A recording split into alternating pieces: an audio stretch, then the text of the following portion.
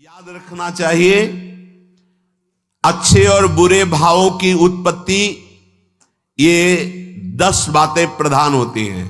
आपके अंदर अच्छे भाव आ रहे हैं या बुरे भाव आ रहे हैं तो उनमें ये 10 बातें प्रधान हैं। पहला, स्थान। आप कहां बैठे हैं, कहां रह रहे हैं, किस जगह खड़े हैं, आपको स्थान देख करके ही बर्ताव में उतरना है। जैसे मदिरालय है, आप वहां खड़े होंगे तो तमोगुण अपने आप बढ़ने लगेगा, आसुरी प्रवृत्ति बढ़ने लगेगी। ऐसे ऐसे जिस स्थान पर खड़े होने से, देखने से, बात करने से हमारी वृत्ति बिगड़ रही, उस स्थान का तत्काल त्याग कर देना चाहिए, वहां से हट जाना चाहिए। पहला है स्थान। जैसे सत्संग, यमुना जी का एकांतिक पावन तट, किसी लता के नीचे, किसी संत भगवान के सानिध्य में, अब हमारा ये स्थान भजन वृत्ति बढ़ाएगा। उस व्यक्ति का घर जिसके पास जाने से वासनाएं बढ़ रही, उस स्थान में जहां दृश्य देखने से हमारे अंदर गंदी बातें आ रही, पहला है स्थान। दूसरा है अन्न। बहुत बड़ा प्रभाव अन्न का होता है। अगर अधर्म के द्वारा कमाया हुआ अन्न है तो बुद्धि अधर्म में ही लगेगी। यदि भोजन पकाते समय, रसोई रांधते समय आप विकारात्मक चिंतन कर रहे हैं तो कोई भी प्रसाद पाए उसके अंदर विकार जागृत हो जाएगा। अन्न का बहुत बड़ा प्रभाव पड़ता है। एक बार पूज्य पाद उड़िया बाबा जी महाराज अपने परिकर के साथ भ्रमण में थे तो किसी बड़े धनी मानी ने निमंत्रण दिया, महाराज आज यहीं रुको। तो बाबा ने कहा हम लोग गांव के अंदर नहीं रुकते, तो बाहर कोई वृक्षों का समुदाय, जंगल जैसा, तो उसमें वहां रुके, पर भोजन उनकी तरफ से, भोजन सबने पाया। जब सुबह हुआ तो महात्मा जन, साधक जन एक दूसरे की तरफ देखे और बोले आज तो हमको बड़ा दोष हुआ, गंदा स्वप्न आया और हमारा संयम बिगड़ गया। बोले ये तो हमको भी हुआ, जितने थे सबको हुआ। उड़िया बाबा के समीप गए, बाबा ने कहा अच्छा ऐसा हुआ, ये तो अन्न दोष है, बुलाओ अन्न पवाने वाले को, फिर चलेंगे। बुलाया और बाबा ने कहा बिल्कुल सत्य बोलना, नहीं तो आप जानते हो इतने महात्माओं के संयम को आपने भ्रष्ट कर दिया, सत्य बोलना, क्या बात थी? उनका महाराज संतान नहीं हो रही थी, सुना था आप बहुत सिद्ध महापुरुष हैं तो आपके परिकर को इसीलिए पवाया, अंदर काम भाव था कि हमारे कामना थी कि संतान उत्पन्न हो, वैसे चिंतन करते हुए बनाया से। बोले सबका संयम नष्ट कर दिया, होश में, नरक जाने वाली बात मत सोचो। अरे संतों को पवाओ जैसे अपने पुत्र को पवाते हैं, ऐसी भावना करनी चाहिए। आज हो भाग्य तो परिणाम खुद मंगल में निकलेगा। काम भाव से युक्त होकर क्यों बनाया? सब संतों के अंदर विकार पैदा कर दिया। अन्न का प्रभाव पड़ता है, हम जैसा अन्न पाते हैं वैसा। कई बार सुनाया है, सिद्ध महापुरुष पूज्य प्रातः स्मरण श्री बलराम दास जी महाराज झाड़ू मंडल के, यमुना के पावन तट पर ही है, रास मंडल के पास ही, वो अपने एक लता के नीचे बैठे हुए भगवत चिंतन कर रहे थे। अचानक यमुना जिस नजदीक है तो कोई माई स्नान किए हुए निकली तो नेत्रों ने देखा और विकार उत्पन्न हो गया।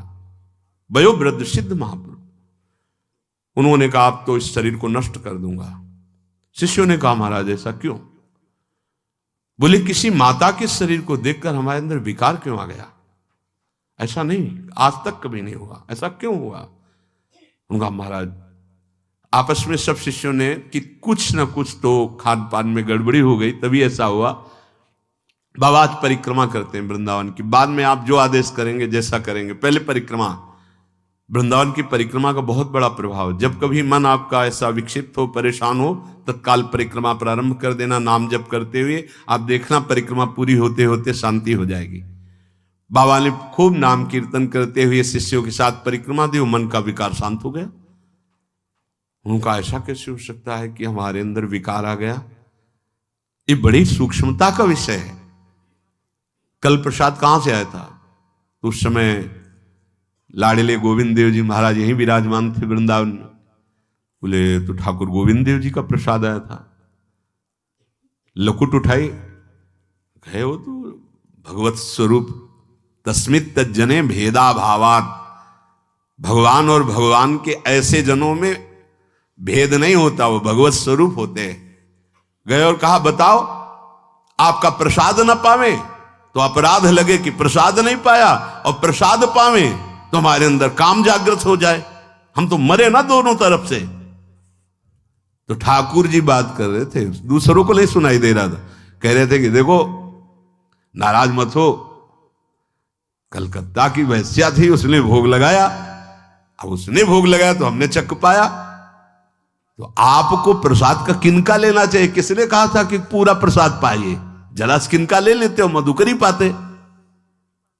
हाँ ये बात आपकी मान, तो हमारा तो पूरा विश्व है, कोई भी भोग लगाएगा हम तो पाएंगे। और हमारे प्रसाद की निष्ठा आप सबके हृदय में, तो किनका लीजिए, पूरा मत पाइए। सोचिए, भगवद अर्पित प्रसाद और वृत्ति भगवान ने आदेश किया किनका पाओ, माधुकरी मांग के खाओ। यहां वर्णन कर रहे, यदि हम अन्न थोड़ा भी हमारे अंदर दूषित चला गया, तो जब कभी ऐसी विकार की भावना हो, आपके अंदर विकार बन रहा है, तो खोजिए। आपने कोई दृश्य देखा है, आपने किसी से बात की है, आपने कोई ऐसा संकल्प बनाया, नहीं, तो फिर भोजन दोष आ गया, अब आज उपवास कर दो। जब तक वो वृत्ति न नष्ट हो तब तक कुछ मत पाना, जल से काम चलाना, तो एक दिन एक पहर अपने आप शांत हो जाएगा। अगर बहुत विकलता हो रही तो नाम कीर्तन शुरू कर दो, भोजन मत पाना, नाम कीर्तन शुरू, बिल्कुल शांति मिल जाएगी, बिल्कुल। और ये तो उदाहरण महापुरुष इसलिए देते कि हम सावधान रहें। हमारे अच्छे भाव या बुरे भाव में ये 10 बातें बहुत प्रभाव डालती हैं। पहला स्थान, दूसरा अन्न, और तीसरा जल। पानी भी बहुत संभाल के, नहीं आजकल तो देखो प्रायः ऐसे दांत से प्लास्टिक नोचेंगे, ऐसे पानी पिएंगे, कब भरी गई, कहां भरी गई, कैसा पानी, बड़ा देखो कैसा हमारे भजन साधन के लिए विक्षेप पैदा होता चला जा रहा है। पहले सुंदर सरोवरों का जल, मतलब 15 वर्ष तो गंगा जल ही केवल पिया है, जो आकाशवृत्ति से मिला नहीं, गंगा जल ही पिया है। कुआं का जल, फिर आया हैंडपैप का जल, अपवित्र होने लगा।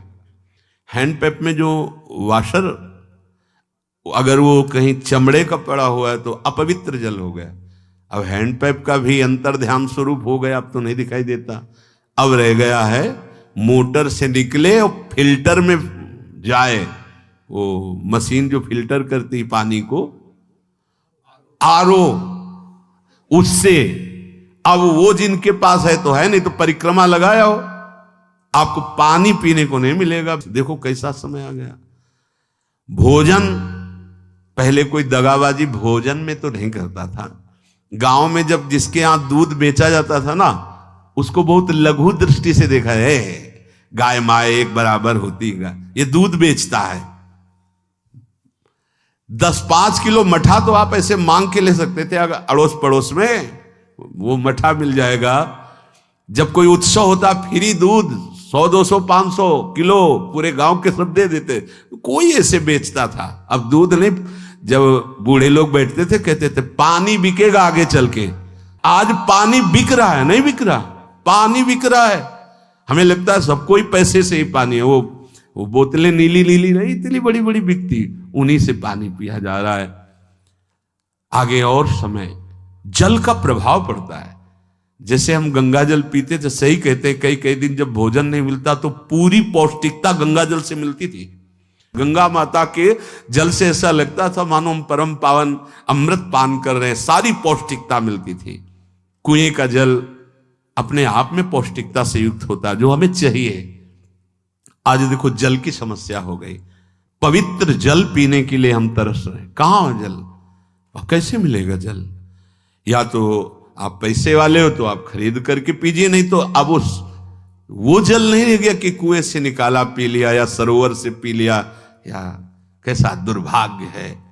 जल का बहुत बड़ा योग है साधना में। जैसे स्थान का तो परम पावन वृंदावन धाम, अन्न का तो अब हम भगवत प्रसाद पाते हैं, तो जल का बहुत बड़ा योग है। आज दूषित होता चला जा रहा है, क्योंकि अब हाथ की बात नहीं रह गई है कि आप सुंदर कुआं से जल लें या सरोवर से जल लें या आप नदी से जल लें। हाँ, स्वामी जी के लिए लिखा हुआ है कि रोज यमुना स्नान और रोज यमुना जल ही पान।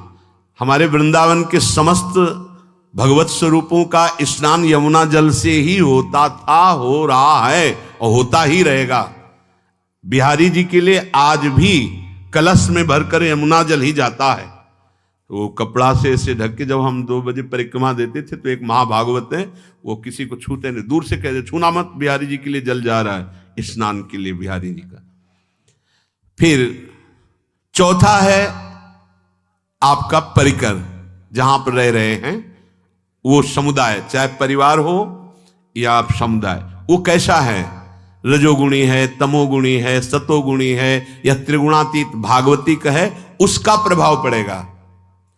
पांचवा है आपका पड़ोस, आसपास वाले घर, जैसा है वैसा प्रभाव पड़ेगा आपके ऊपर।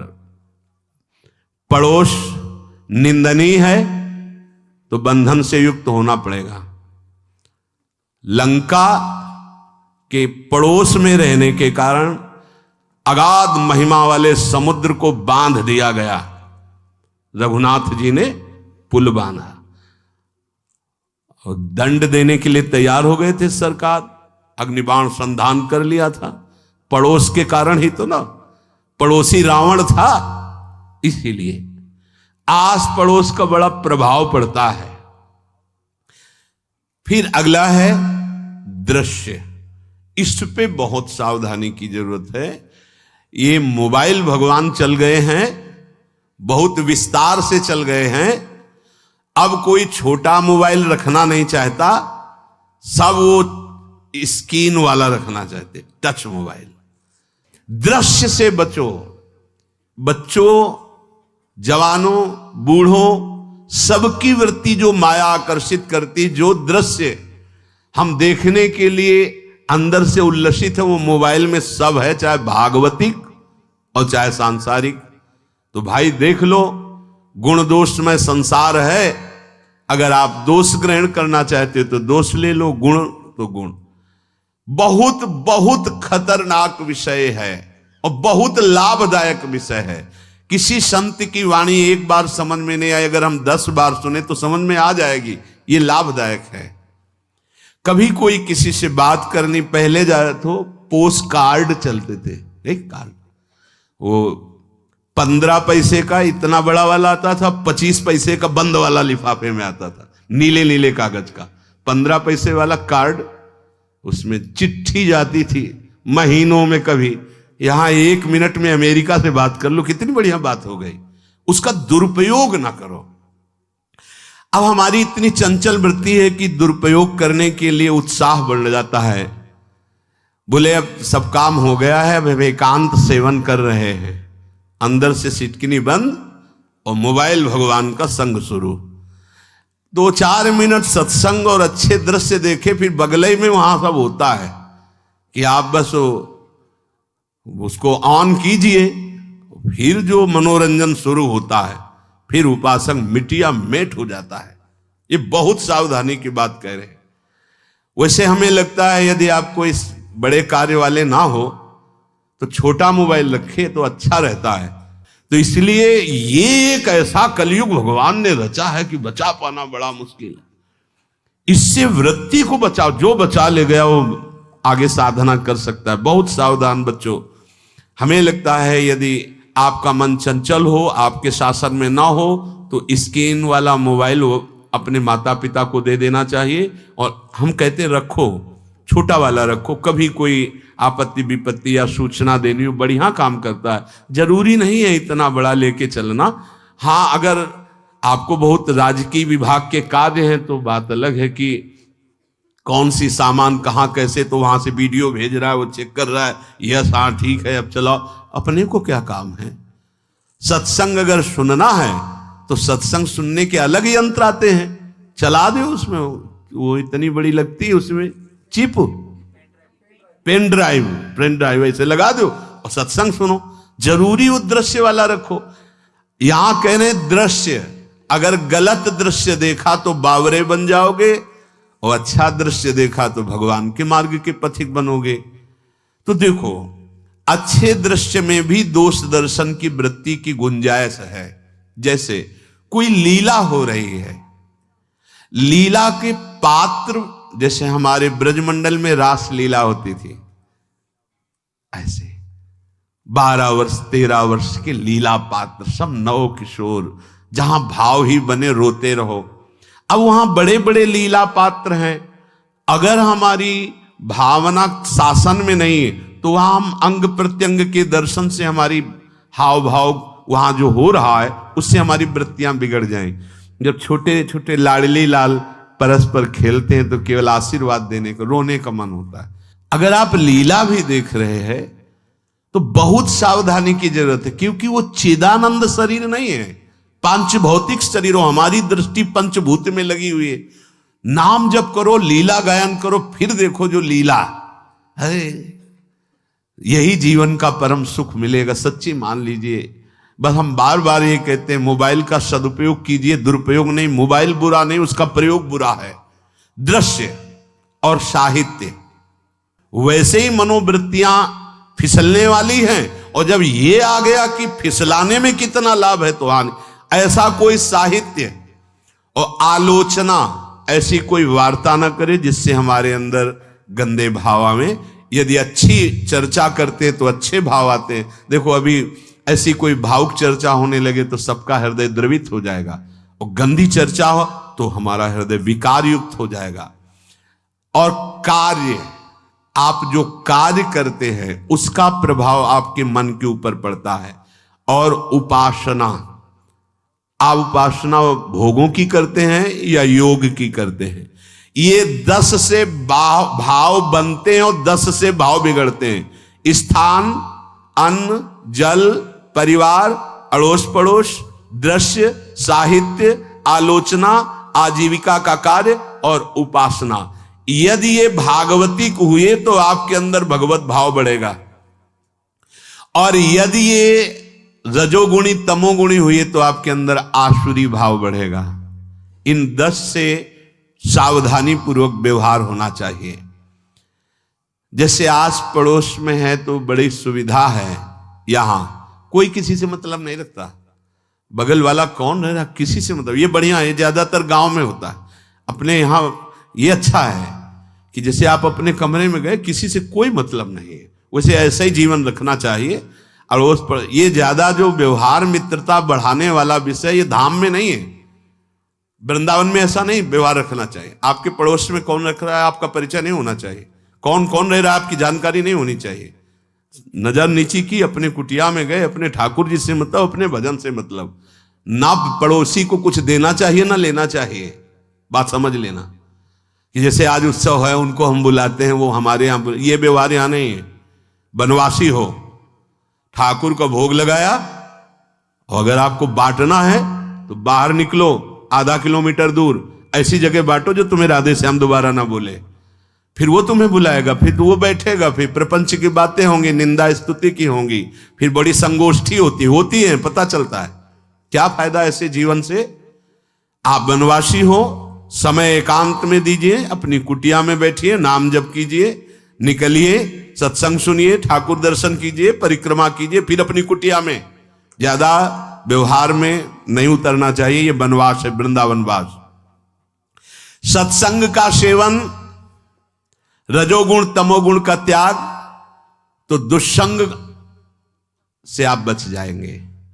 दुष्संग से बचने का मतलब है काम क्रोध मोह स्मृति भ्रंश बुद्धिनाश सर्वनाश कारणत्वात्।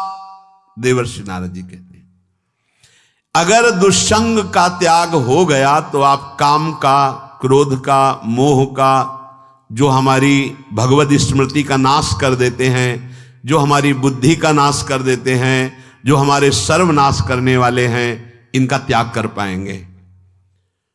कुसंग अगर हो गया तो इनका त्याग नहीं हो सकता, बहुत कठिन हो जाता है।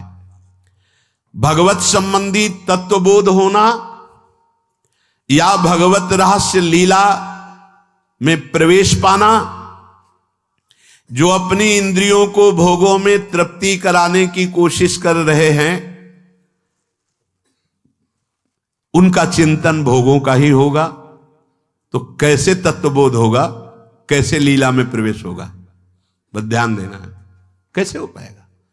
क्योंकि जिस चित्त वृत्ति से भगवदाकार हमें वृत्ति करनी थी, वो तो हमने भोगों के चिंतन में लगा दी, भोग क्रियाओं में लगा दी। एक स्थिति होती है, जब आपकी चित्त वृत्ति भगवदाकार हो गई है, तो व्यवहार में रहते हुए भी विषयान ग्रहणंत मुंचंत वा, खान पान उठना बैठना है, सब बाहरी क्रियाएं हो रही हैं, अंतर से वो अपने आराध्य देव में सदैव स्थित रहता है। उसका परिचय आपको जब ऐसे महापुरुष का सानिध्य मिलेगा, तो आप विषय सेवन करते हुए भी निर्विषय रहेंगे।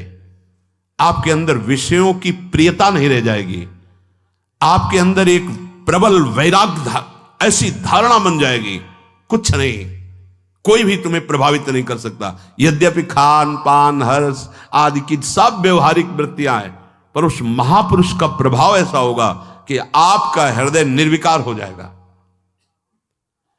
और बहुत ही त्याग की सब बातें की जा रही, लेकिन हृदय भी सही है, तो संग से विषय रंग बढ़ जाएगा। ये देखा गया है। हृदय अगर निष्प्रिय है, जिसका हम संग कर रहे हैं, तो उसका परिणाम निष्प्रिय निकलेगा। व्यवहार में कुछ भी हो, निष्प्रियता ही आपकी बढ़ेगी, निर्विकारता बढ़ेगी, क्योंकि उसकी स्थिति का संग हो रहा है, उसका प्रभाव पड़ रहा है। तो सर्वनाश की जड़ है विषय चिंतन। ये बहुत बड़ी बात है। विषय चिंतन सर्वनाश की जड़ है। यहां विषय भोग नहीं कहा, क्योंकि चिंतन का परिणाम भोग है। पहले चिंतन होता है।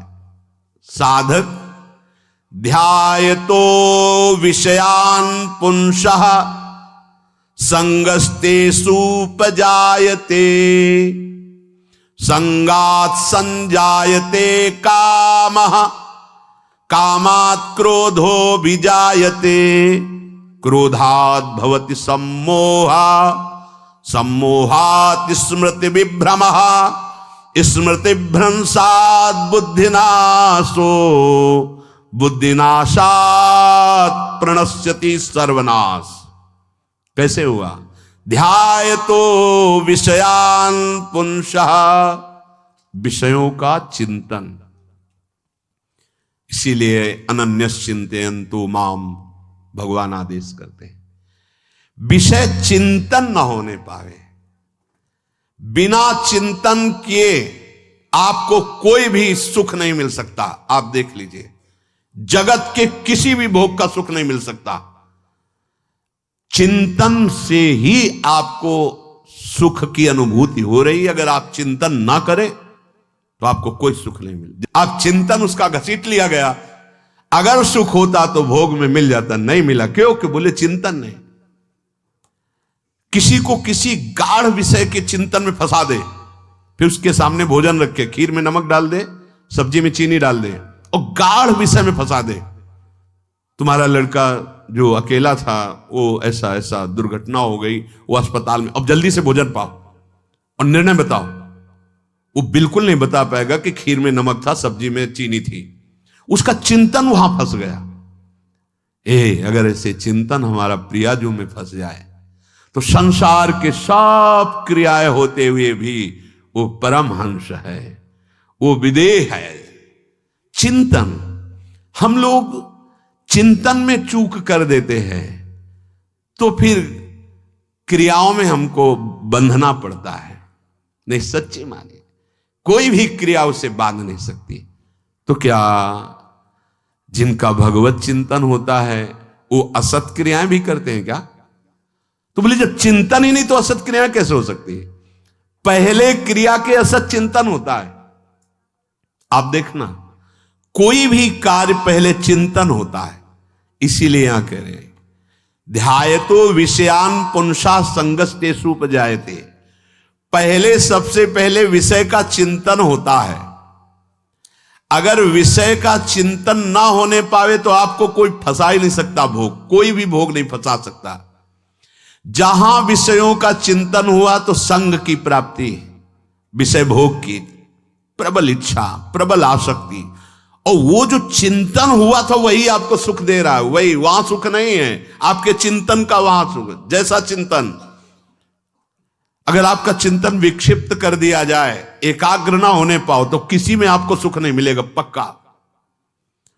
अगर वही चिंतन सावई मना कृष्ण पदार विंदे हो तो कोई सुख है। गोपी जनों के पति भी हैं, पुत्र भी हैं, पूरे परिवार की सेवा करती हैं, और बड़े बड़े परमहंस उनकी चरण रज वंदना करते हैं। क्यों? क्योंकि उनका चिंतन भगवान का हो रहा है। एक भी वृत्ति शरीर चिंतन में नहीं, बलिहारी है। मुरारी पादार्पित चित्त वृत्ति। विषयों के चिंतन से विषयों में आसक्ति पैदा होती है। आसक्ति से विषय कामना की प्रबलता और क्रिया होती है, और क्रिया में बाधा पड़ने से क्रोध पैदा होता है। क्रोध से मूढ़ता छाती है, मूढ़ता से स्मृति भ्रमित हो जाती है, स्मृति भ्रंश से बुद्धिनाश होता है, और बुद्धिनाश ही सर्वनाश है। इसलिए चित्त का निरंतर अधिक समय तक सावधानी पूर्वक भगवन नाम में, भगवत लीला में, आप सब भगवत कृपा पात्र जन है, चिंतन न बिगड़ने पावे। होता क्या है कि क्रिया से तो हम सावधान है, समाज है, क्रिया से तो हम सावधान, क्योंकि समाज भी है, व्यवहार भी है सामने, लेकिन चिंतन तो कोई नहीं जान रहा ना, अंदर ही अंदर हम क्या चिंतन कर रहे हैं। तो साधक चूक कर बैठता है। देखो, बाहर चूक होगी तो उसका प्रायश्चित हो ही जाएगा, चार लोग निंदा करेंगे, पिटोगे, अपमानित होगे, प्रायश्चित। लेकिन अंदर जो हमारा गलत चिंतन हो रहा, पूरा का पूरा अंदर हृदय मलिन कर देगा, हमें उस बात का प्रायश्चित भी नहीं होगा, हमें जलन भी नहीं होगी कि हम गलत चिंतन कर रहे हैं, क्योंकि सावधान नहीं है। खास बात साधना में चिंतन संभालने की है। काम क्रोध मोह स्मृति भ्रंश बुद्धिनाश सर्वनाश कारणत्वात्, देवर्षि नारद जी कह रहे हैं। चित्त का जहां अधिक चिंतन होता है वही हमारी तन्मयता बन जाती है, वही हमारा स्वरूप होने लगता है।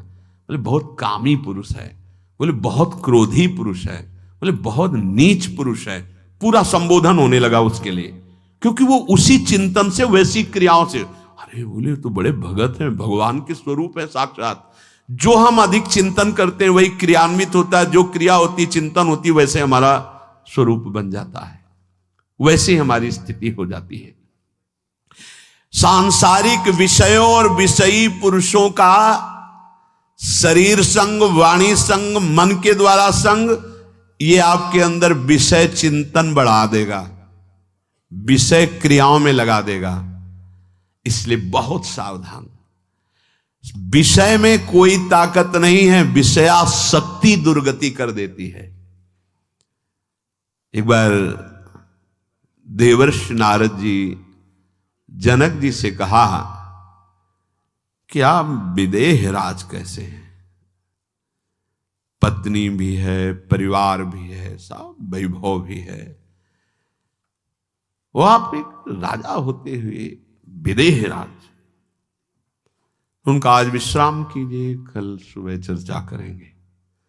तो रात्रि में अपने शयन गृह में देवर्षि नारद जी को शयन कराया और अपनी अर्धांगिनी से कहा कि आप जाकर शयन कीजिए देवर्षि नारद जी के साथ, जो आज्ञा। अब वहां देवर्षि नारद जी के समीप जब नारद जी ने देखा कोई स्त्री, तो शकिल गए और शकिल गए। वो तो आज्ञा जैसी हुई थी, जब दीवाल मिली तो दीवाल की तरफ मुंह करके लेटे रहे। अर्धरात्रि में उठी और चली गई। देवर्षि नारद जी सुबह गए और कहा कि ये क्या मजाक था आपका, यदि आपको ऐसा ही व्यवहार करना था तो आप हमसे कह देते, तो हम बाहर जाकर शयन करते, आपने ऐसा क्यों किया, क्या हुआ महाराज? जब हम वहां शयन कर रहे थे, कुछ रात्रि व्यतीत होने पर आपकी अर्धांगिनी आई और लेट गई सैया पे। उनको पता नहीं कि एक देव ऋषि के साथ ऐसा व्यवहार नहीं कर। फिर क्या हुआ महाराज? फिर हम और खेलते गए, फिर दीवाल मिली तो उधर मुंह करके फिर सो गए। तो तुमने स्त्री को दीवाल नहीं समझा, दीवाल को दीवाल समझा। यही आप में और हम में फर्क है।